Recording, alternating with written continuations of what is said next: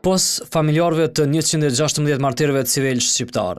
26 vjetori masakrës së Studimes, i bëri bashkë në një vend edhe përfaqësuesit politik.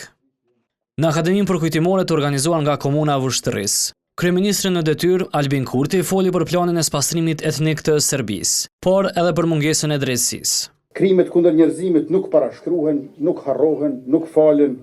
Vetëm me drejtësi për viktimat dhe dënim për kriminalet, familjarët do të gjejnë prehje dhe paqja do të bëhet e qëndrueshme.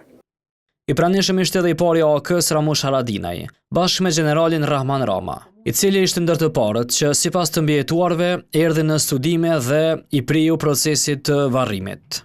Edhe unë i bashkohem respektit për të rënët për liri, për martirt e studimesh që janë shumë, që janë gjitha moshave, dhe njëkohësisht solidarizohem me dhimbjen e juaj, po edhe me krenarin e juaj. I paharruar kujtimi për të rënët për liri, këtu në studime e në gjithë vendit. Faleminderit. Edhe një Koqiri e mori fjalën.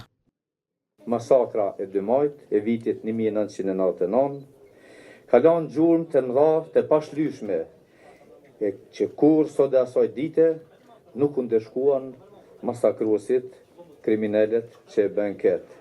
E në emër të familjarëve foli Sokol Xhafa, i cili përfaqësuesve politik i u bëri thirrje për unitet e jo përçarje.